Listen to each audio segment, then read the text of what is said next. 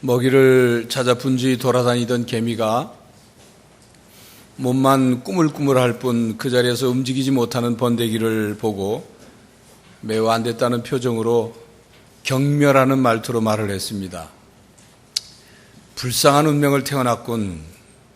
나는 다니고 싶은 곳을 다 다니고 나무 끝까지도 올라갈 수 있는데 너는 어떤 그런 운명을 타고 태어났느냐.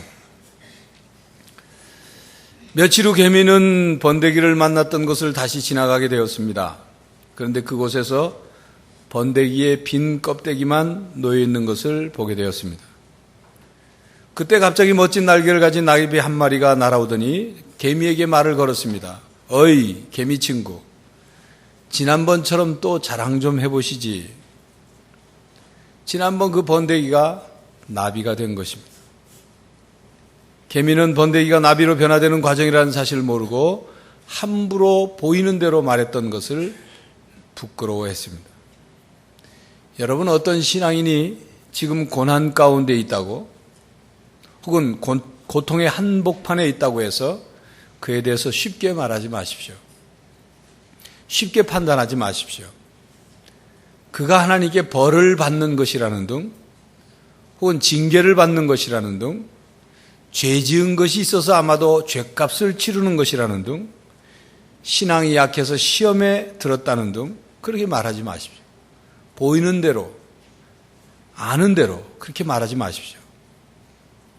그 말들이 당신의 그 속물 근성을 드러내거나 당신의 수준이나 당신의 믿음의 상태를 여실히 드러내는 말이 될 수도 있습니다. 그리고 여러분, 지금 다른 사람들에게 보여지는 지금 여러분 자신의 모습 때문에 괴로워하지 마십시오. 빈 껍데기를 벗고 나비가 된 번데기처럼 지금 여러분에게 껍데기를 벗으려는 노력이 있다면 여러분은 지금의 모습보다 훨씬 더 아름답고 온전한 사람으로 변화되는 과정에 있다는 사실을 믿고 자신감과 담대함을 가지시기를 바랍니다. 이스라엘 백성들이 하나님 앞에 늘 실수했던 것, 바로 그것은 보이는 것만 보고 지금 당장 느껴지는 것만 느끼고 그래서 그것으로 판단하고 불평하고 불신했기 때문입니다. 신앙은 위치가 아니라 방향입니다.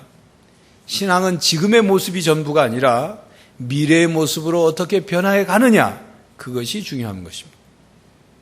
오늘 본문 말씀 속에 등장하는 야곱의 모습은 마치 번데기와 같은 모습입니다. 야곱과 에서가 어머니 뱃속에서부터 쌍둥이로 잉태가 되어서 서로 다투었다고 성경은 기록하고 있습니다. 태어날 때도 야곱이 먼저 태어나고 싶은 욕심이 있어서 먼저 태어나는 형의 발뒤꿈치를 잡았기 때문에 그의 이름을 야곱이라. 야곱이라는 이름의 뜻이 발뒤꿈치를 잡았다는 뜻의 이름입니다. 에서와 야곱이 자라나서 에서는 사냥을 하는 들의 사람이 되고 야곱은 조용하게 그저 장막에 거하면서 어머니를 도우면서 성장했습니다. 그러나 야곱은 조용한 사람이었지만 그 마음속에는 그 욕심이 보통이 아니었습니다. 그래서 형이 가진 장자의 명분을 자기가 얻고 싶었어요. 어느 날 사냥 나갔다가 허기져서 집에 돌아온 형이 죽을 쓰고 있는 야곱을 보고 죽을 달라고 요청을 합니다. 죽을 것 같으니 내 죽을 좀 한 그릇 달라. 이때다 싶은 야곱은 형에게 형의 장자의 명분과 죽 한 그릇하고 맞바꿉시다. 거래를 시작하죠. 그런데 에서는 너무도 쉽게 그래, 내가 지금 배고파 죽게 되었는데 장자의 명분이 나에게 무슨 유익이 있느냐, 마음대로 해라. 그래서 죽 한 그릇과 장자의 명분을 맞바꿔 버렸습니다. 그리고 그 후 어느 날 야곱은 형이 없는 날 틈을 타 어머니 리브가 함께 모의를 합니다. 나이가 들어서 눈이 흐려진 아버지를 속여서 축복을 받겠다. 그래서 사냥 나간 형이 돌아오기 전에 집에 있는 염소 새끼를 잡아서 마치 에서가 사냥 나가서 잡아온 고기를 요리한 것처럼 요리를 하고, 그리고 자기가 에서인 것처럼 꾸미기 위해서 형 에서의 옷을 입고 아버지가 에서 냄새가 를 느낄 수 있도록, 그리고 털이 많은 형처럼 변장을 하기 위해서 염소 새끼의 털을 팔과 목에 분장을 하고 아버지에게 가서 별미를 드리고 축복을 받죠. 나중에 형 에서가 사냥 나갔다 집에 돌아와서 그 모든 일들이 다 들통이 납니다. 그래서 결국 이삭과 리브가와 에서와 야곱의 이 가정에는 불화의 바람이 휘몰아치죠. 형 에서가 펄펄 뜁니다. 동생을 죽이려고 날혈안이 되어 있습니다. 사태가 이쯤 이르게 되자 아버지 이삭과 어머니 리브가는 야곱을 외삼촌 라반의 집에 가 있으라. 형의 이 분노가 가라앉을 때까지 가 있으라고 말합니다. 그래서 밧담 아람이라는 외가 쪽, 리브가의 외가 쪽으로 야곱은 도망을 가게 됩니다. 본문 말씀은 도망자 야곱이 자기 집 브엘세바에 있는 자기 집에서 출발해서 밧담 아람으로 가는 그 길 과정에서 밤을 지내는 장면의 말씀입니다. 야곱은 도망자가 되었습니다. 야곱은 아버지를 속이고 형을 속여서 형의 분노를 샀습니다. 자기 형의 손에 언제 죽을지 모를 그런 두려움에 가득 찬 신세가 되어서 결국 집을 도망쳐 나가야만 했습니다. 그러면서 앞으로 나에게 어떤 일이 벌어질까? 얼마나 긴 기간 동안 집을 떠나 있어야 할까? 또 집 떠난 아들에게 가서 외삼촌 집에 가면, 외가에 가면 그곳에서 가나안 여인하고 장가가지 말고 우리 동족하고 장가가야 된다. 그런 부탁을 받았기 때문에 야곱의 생각엔 정말 그곳에 가면 나와 결혼할 상대자가 있을까? 이런저런 생각을 했어요. 이건 단순한 질문이 아닙니다. 사실은 도망치고 있는 야곱 속의 두려움 속의 고민이에요. 야곱은 형을 속이고 아버지를 속였습니다. 거짓말과 속임수로 축복을 받아냈습니다. 이런 야곱의 모습이 바로 우리들의 모습을 여실히 보여주고 있죠. 성경 속에 등장하는 많은 인물들이 있지만 그 인물들 중에 우리의 모습을 아주 적나라하게 드러내주고 있는 인물이 바로 야곱입니다. 너무나도 인간적인 야곱, 욕심꾸러기이고 거짓말도 서슴지 않고 그런 우리의 인간의 허물을 그대로 드러내는 인물이죠. 하나님의 때를 기다리기보다는 자기 힘으로 자기를 의지해서 뭔가를 이루고자 하는 그런 인물, 우리의 모습. 하나님을 알고 하나님을 믿는다고 하지만 자기 목표와 자기 계획을 이루기 위해서는 하나님을 이용하고 하나님을 사용하는 그런 모습, 우리의 모습이죠.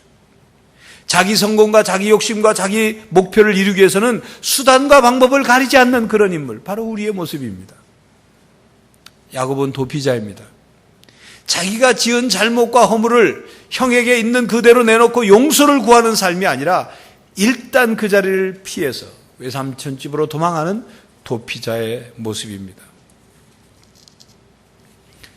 여러분, 과속 방지턱이라는 것을 아십니까? 학교 앞 도로나 골목에 보행자나 어린이들이 다치지 않도록 달리던 속도를 늦추어서 과속하지 말라고 만드는 그 턱, 둔덕. 그리고 그 황색 선을 칠해 놓지요. 이 과속 방지턱이 나오면 달리던 차는 속도를 줄여야 합니다. 속도를 늦추지 않고 그냥 달리던 속도로 그걸 넘어가게 되면 차에 쇼바라는 차체 그 스프링 역할, 그 역할하는 쇼바가 문제가 생깁니다. 정확한 말은 쇼크 업서버입니다.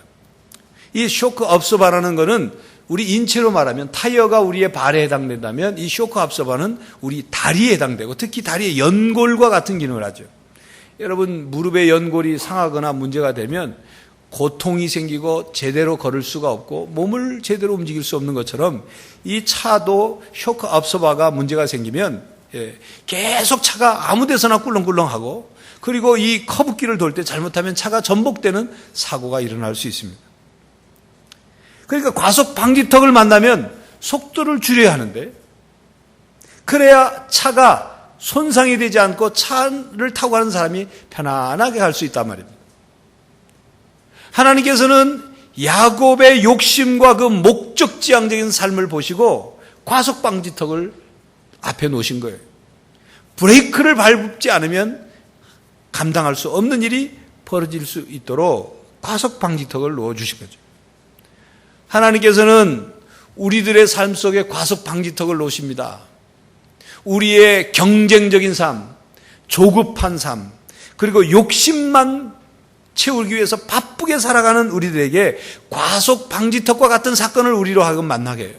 그건 때로는 병원에 혼자 드러눕게 하기도 하고, 때로는 사업의 실패로 문제를 겪게 하기도 하고, 때로는 가정의 문제로 혼자 집에서 바깥으로 나와 있어야 할 때가 있고, 많은 장애물들을 만나서 나의 삶의 브레이크를 밟지 않으면 안 되는 상황으로 하나님이 우리를 몰고 가시는 거예요. 지금 야곱이 그 상황에 처해져 있습니다. 여러분, 우리의 삶에 브레이크를 밟지 않으면, 그래서 그 브레이크 과속 방지턱을 무시하고 그냥 넘어가게 되면 우리들의 삶엔 치명적인 타격을 입게 되는 거예요. 인생의 탈이 나게 되는 것입니다. 야곱은 가던 길을 멈추고 이제 광야 어느 한 복판, 그곳에서 밤을 지냅니다. 쓸쓸한 광야, 고통의 광야, 이별의 아픔을 품고 누워있는 고독한 광야였습니다. 야곱에게는 생애 처음으로 느끼는 고독을 느끼는 밤이었을 것입니다. 어머니 치마폭에서 자라난 야곱, 거친 광야에 사냥 한번 나가본 적이 없는 그런 야곱, 지금까지 한 번도 집을 떠나 집 바깥으로 나가본 적이 없는 그런 야곱은 일생 처음으로 낯선 상황에 처해 있습니다. 야곱은 지금 광야 한복판 어느 들판에서 돌베개를 베고 고독한 밤을 보내고 있습니다. 초라하기 그지없는, 마치 돌베개를 베고 자는 모습이 꼼짝달싹 할 수 없는 번데기 모양으로 그런 신세가 되었어요. 여러분, 사람은 철저히 고독해질 때 새로운 차원의 삶이 열립니다. 몇 주 계속 말씀드린 그 이어령 교수라는 분이 있죠. 그 이어령 교수가 2004년도에 1년간 일본에서 이게 무슨 교환 교수처럼 연구를 하게 될 때 혼자 자취를 했다고 합니다. 저녁마다 끝나고 집에 들어가면 아무도 없는 어두운 캄캄한 방에 들어가면서 절대 고독을 느꼈다는 거예요. 아무도 자기를 반겨주는 사람이 없어요. 물론 가족은 한국에 있죠. 저녁에 아침에 먹으려고 제과점에서 빵을 한 보따리 사갖고 하면 그 따뜻한 빵에 그 있는 따뜻한 온기 그거 하나 느끼면서 집으로 들어가면서 절대 고독을 느끼면서 절대자인 신을 생각하게 되었다. 그러면서 그가 어느 무신론자의 기도 1이라는 기도시를 썼어요. 이렇습니다. 하나님, 당신의 제단에 꽃 한 송이 바친 적이 없으니 절 기억하지 못하실 겁니다. 좀 더 가까이 가도 되겠습니까? 당신의 발끝을 가린 성스러운 옷자락을 때 묻은 손으로 조금 만져봐도 되겠습니까? 그리고 그곳으로 저 무지한 사람들의 가슴 속을 풍금처럼 울리게 하는 아름다운 시 한 줄을 쓸 수 있도록 허락해 주시겠습니까? 하나님. 이따만 해도 그가 신앙을 갖지 않은 상태, 조금씩 아직도 그 시에 보면 시가 어둡고 캄캄하고 하나님과 멀은 모습이 보이죠. 그런데 그 다음에 쓴 어느 무신론자의 기도 2에서는 조금 다릅니다. 당신을 부르기 전에는 아무 소리도 들리지 않았습니다. 당신을 부르기 전에는 아무 모습도 보이지 않았습니다. 하지만 이제 아닙니다. 어렴풋이 보이고 멀리에서 들려옵니다. 어둠의 벼랑 앞에서 당신을 부르면 기척도 없이 다가서시며 내가 거기 있었느냐? 내가 그동안 거기 있었느냐고 물으시는 목소리가 들립니다. 달빛처럼 내민 당신의 손은 왜 그렇게도 야위셨습니까? 못자국의 아픔이 아직도 남으셨나이까? 도마에게 그렇게 하셨던 것처럼 나도 그 상처를 조금 만져볼 수 있게 하소서. 그리고 혹시 내 눈물 방울이 그 위에 떨어질지라도 용서하소서. 아무 말씀도 하지 마옵소서. 여태까지 무엇을 하다 너 혼자 거기에 있었느냐고. 더는 걱정하지 마옵소서. 그냥 당신의 야윈 손을 잡고 내 몇 방울의 차가운 눈물을 뿌리게 하소서. 우리는 혼자 떨어져 있다고 느낄 때, 다른 사람들로부터 버려진 것 같을 때, 외면당하여 혼자일 때, 지독한 외로움에 쩔쩔맬 때, 그때 하나님을 바라보게 됩니다. 하나님께 손을 내밀게 돼요. 영성신학자 리차드 포스터가 이렇게 말했습니다. 우리는 혼자 있기를 두려워하기 때문에 우리는 소음과 군중 속에 휩쓸린다. 그렇죠.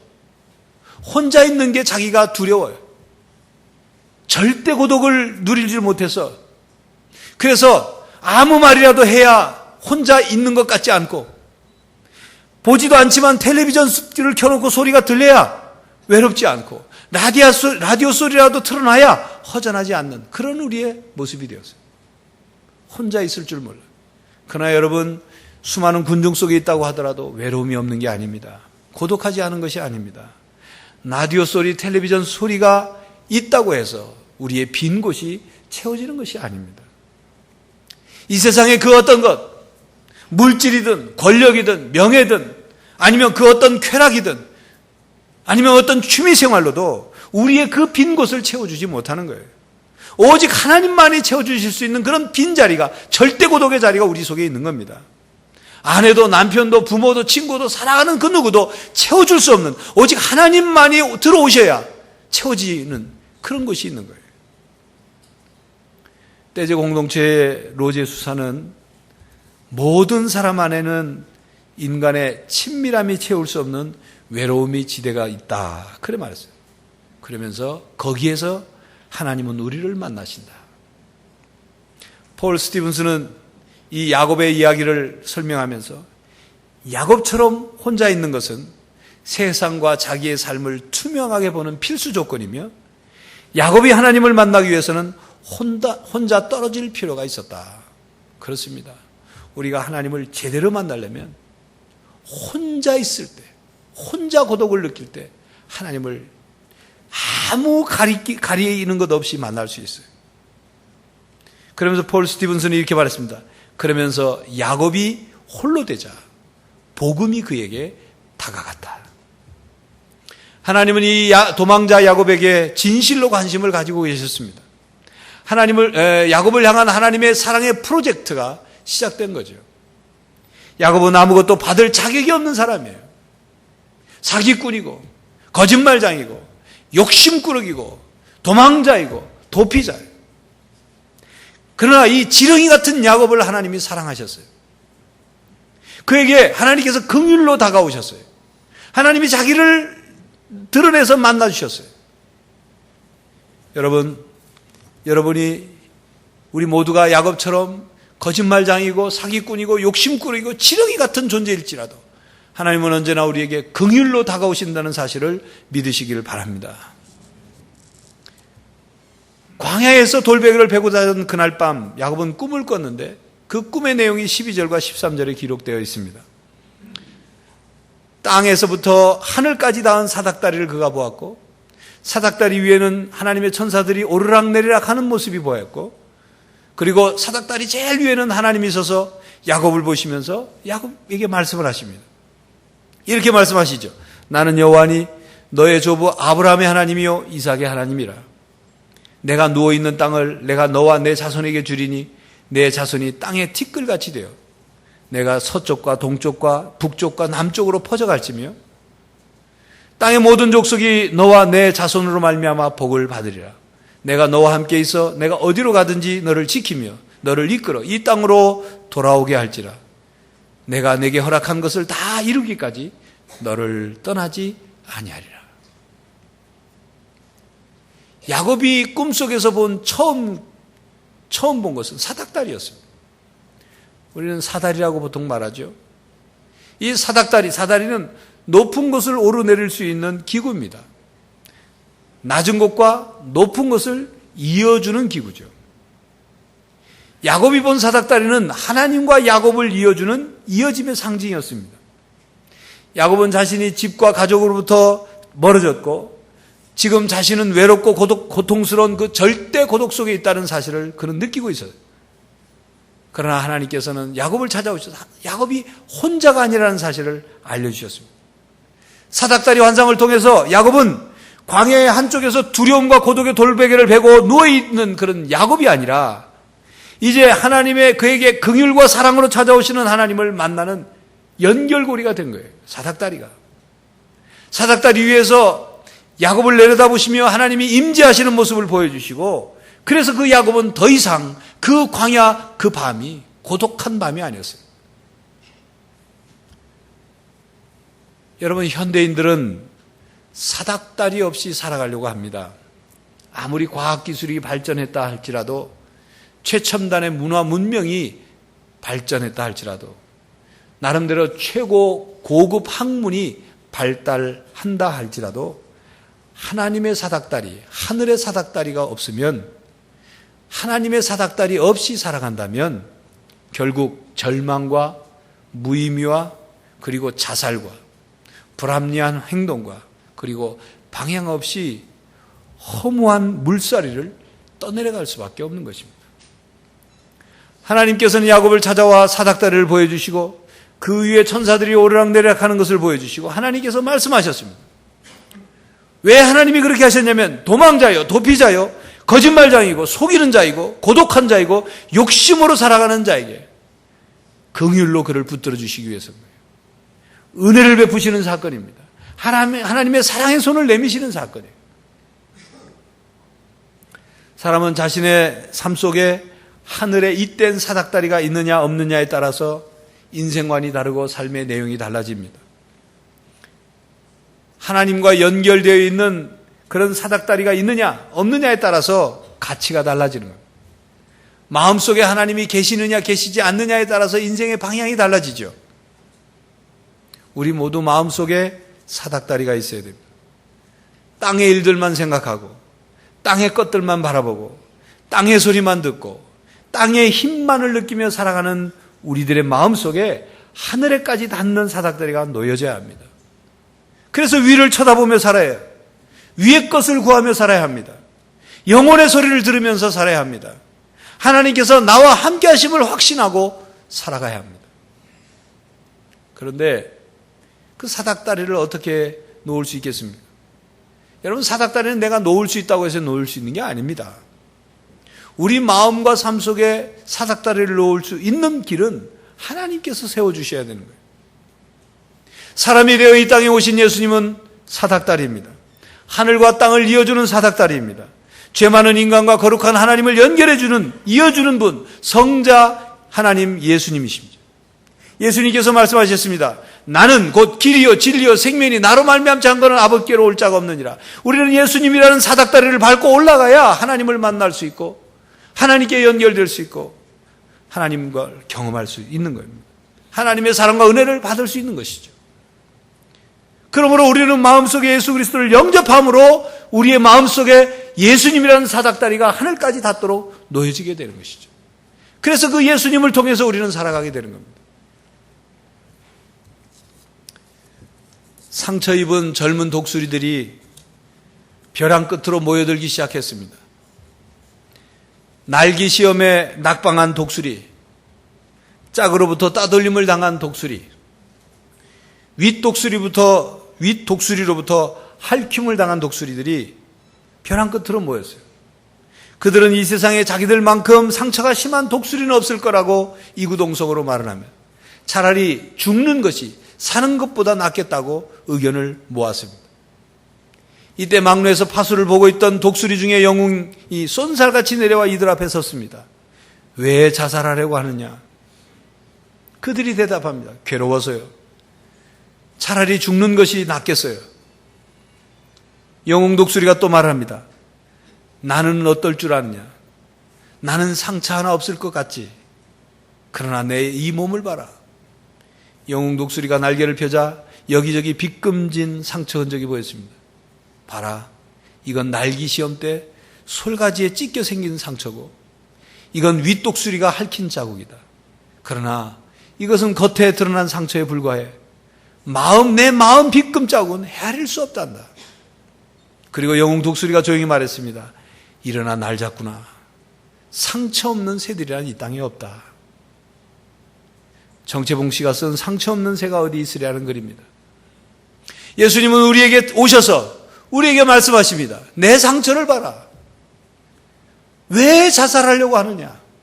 왜 외로워하고 낙심하느냐? 나와 함께 날 잡구나. 우리는 예수님을 바라보면서 이 땅의 고통을 넘어설 수 있는 것입니다. 이 세상에 상처 없고 아픔 없고 외로움 없는 사람이 어디 있겠습니까? 예수님은 우리를 위해 우리 대신 십자가에 못 박혀 죽으셨습니다.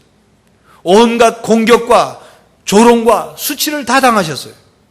버림받고 고난당하고 손과 발에 못이 박히고 옆구리에는 창이 찔려서 온 몸 안에 있는 물과 피를 다 쏟아쥐고 죽으셨어요. 그러므로 우리가 슬프고 외롭고 고통스럽고 절망 가운데 빠져 있을 때 십자가를 바라봐요. 십자가를 바라보면서 이 땅의 슬픔과 고통과 외로움과 온갖 상처를 이겨내야 합니다. 땅에 묶여 있지 말고 하늘에 있대어 살아야 합니다. 예수님을 바라보면 하나님을 보게 되죠. 예수님을 바라보면 하늘 세계로 이어지게 되죠.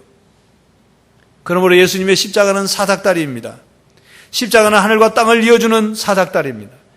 예수님께서 십자가에 우리 대신 죽으심으로 말미암아 십자가를, 예수님의 십자가를 믿는 사람은 십자가의 공로를 통해서 하나님께 나아갈 수 있게 된 거예요. 우리 가슴 속에 십자가 사닥다리를 다 세워야 합니다. 십자가를 품고 살아야 돼요. 십자가를 품고 사는 사람과 십자가를 타고 가는 사람은 분명히 다르죠. 십자가를 그저 장식물이나 어떤 도구로 생각하는 사람은 십자가를 타고 가는 사람입니다. 그러나 십자가를 품고 가는 사람, 십자가를 지고 가는 사람은 분명히 다릅니다. 십자가를 우리 가슴 속에 세우고 살아가는 사람, 십자가를 짊어지고 가는 사람, 십자가를 가슴에 품고 살아가는 사람, 그래서 십자가를 통해서 나와 하나님과 관계가 맺어지고 십자가를 통해서 다른 사람들을 바라보고 그래서 다른 사람에게 말하고 생각하는 사람은 분명히 삶이 다릅니다. 하는 말이 다르죠. 십자가의 사랑을 받은 그 은혜를 가지고 다른 사람에게 은혜를 나눠주며 베풀며 살아갑니다. 여러분, 가정에서, 직장에서, 교회에서 생각하고 말할 때 십자가 없이 말하지 마십시오. 십자가 사닥다리를 세우고 말하세요. 십자가 사닥다리를 세우고 예수님이라면 뭐라고 생각하실까? 예수님이라면 뭐라고 말하실까? 하나님이라면 어떻게 하기를 원하실까? 생각하며 말해야 돼요. 이게 바로 우리의 삶에 십자가의 사닥다리가 세워진 신앙인의 모습인 것입니다. 도망자여 나그네인 야곱은 베델 사건을 통해서 순례자 야곱이 되었습니다. 하늘에 닿은 사닥다리를 본 후 그 다음날 아침 나그네 야곱은 순례자 야곱이 되었습니다. 도망자여 도피자인 야곱, 나그네인 야곱은 집을 떠나와 외삼촌의 집을 향해 가면서 언제 다시 집으로 돌아올지를 모르지만 하나님을 만나고서 인생의 궁극적인 목적을 발견하게 되죠. 그래서 순례자가 되었습니다.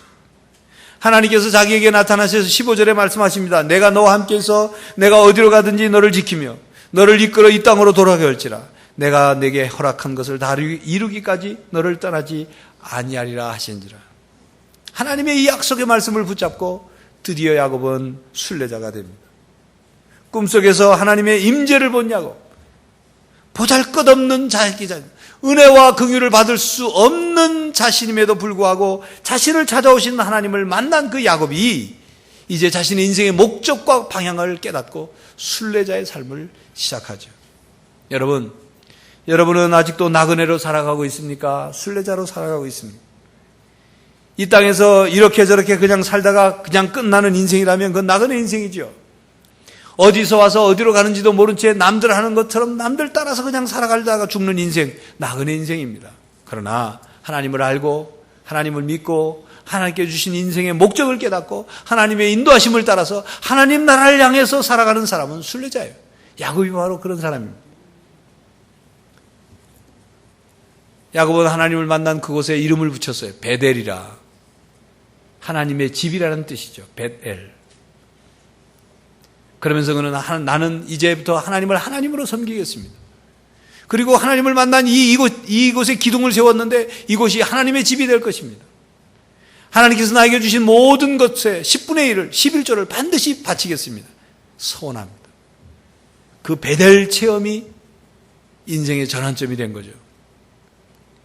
야곱은 그 광야, 아무도 관심을 기울이지 않는 바로 그 광야, 그 어떤 땅 한 구탱이에서 자신의 인생의 가장 신성한 체험을 합니다. 거룩한 체험을 해요. 하나님의 임재를 경험하죠.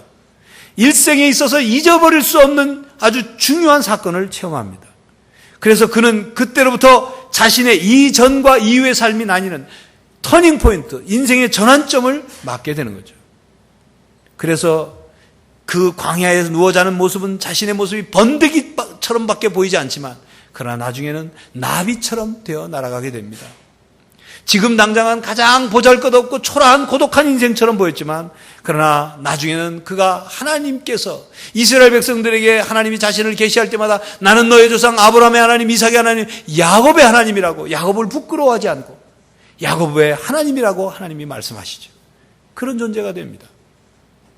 이런 베델 체험은 아주 다양한 곳, 우리가 생각하지 못한 그런 곳에서 이루어질 수 있습니다. 베드로는 밤새 그 그물을 내려 허탕을 친 그 갈릴리 바다 위에, 배 위에서 깊은 데로 가서 그물을 내려 고기를 잡으라고 했을 때 그 그물을 끌어올린 뒤에 바로 그 자리가 자기 인생의 이전과 이후가 BC와 AD가 갈려지는 그런 베델 체험을 하죠. 삭개오는 나무 위에 올라가 예수님을 보려고 올라갔다가 예수님을 만나는 베델 체험을 합니다. 어린 사무엘은 성전에서 잠을 자다가 하나님을 만나는 베델 체험을 하고 니고데모는 한밤중에 예수님을 찾아가 베델 체험을 하죠. 바울은 예수님을 핍박하기 위해서 다메섹 도상으로 가던 길 위에서 빛으로 나타나신 예수님을 만나 베델을 체험합니다. 종교개혁자 마르틴 루터는 수도원 독방에서 쇠약해질 대로 쇠약해진 상태에서 하나님을 만나고 하나님의 뜻을 깨닫습니다. 미국 이름으로는 스티브 최라는 최정범 씨, 그는 1997년 여행사를 운영하다가 부도를 맞아서 다 자살하려고 합니다. 그러나 그가 1998년 교회에서 함께 봉사활동을 스리랑카로 떠나서 스리랑카의 그 가난한 사람들을 보면서 그 자리가 하나님을 경험하는 베델 체험이 되었어요. 남서울교회 찬양지휘자인 권병선 씨는 이 원인 모를 병을 1년 반 동안 또 겪으면서 고통 속에 쓰러져 있다가 병원이 사망 선고를, 병원이 얼마 안 있으면 죽는다는 그런 선고를 받은 뒤에 그 모든 것을 다 내려놓고 하나님을 만나요. 하나님의 은혜를 만나 회복되기 시작하죠. 바로 그거는 병원 그 병상 자리가 베델을 체험하는 자리가 되었습니다. 여러분 어떻습니까? 여러분들의 인생의 이전과 이후를 나누는 그런 극적인 사건이 있습니까? 하나님을 만나고 여러분들의 가슴 속에 십자가가 세워진 그런 베델 사건이 있냐 그 말이에요. 어떤 사람은 죽음의 위기까지 가서 자신의 인생을 돌아보고 그때 하나님을 만나요. 자신의 삶의 터닝포인트 전환점을 만나서 살아갑니다. 그러나 어떤 사람은 그 위기의 순간에 하나님을 굳게 붙잡겠다고 약속은 하지만 며칠 가지 않아 또다시 거꾸로 돌아가는 사람이 있어요. 안타까운 일이죠. 여러분 자신의 지금의 삶의 모습만을 보고 실망하지 마십시오. 낙심하지 마십시오. 마음에 십자가라는 사닥다리를 세우고 하나님 안에서 예수님 안에서 날마다 변해되고 새로워지는 성도들이 되시길 바랍니다. 그래서 마침내 번데기가 나비가 되듯 땅의 사람이 아니라 하나님의 사람, 세상이 감당 못할 그런 사람으로 살아갈 수 있기를 간절히 바랍니다. 기도하겠습니다. 하나님, 우리의 모습이 초라하고 고통스럽고 외롭고 보잘것없어도 하나님이 우리 안에 계심을 믿습니다. 우리에게 찾아오심을 믿습니다. 우리 안에 십자가가 세워짐을 믿습니다. 하나님, 우리를 날마다 새롭게 하여 주시고 날마다 변화되게 하시고 우리들의 모습이 하나님의 사람으로서 온전한 모습으로 변화되게 하여 주시옵소서. 예수 그리스도의 이름으로 기도하옵나이다. 아멘.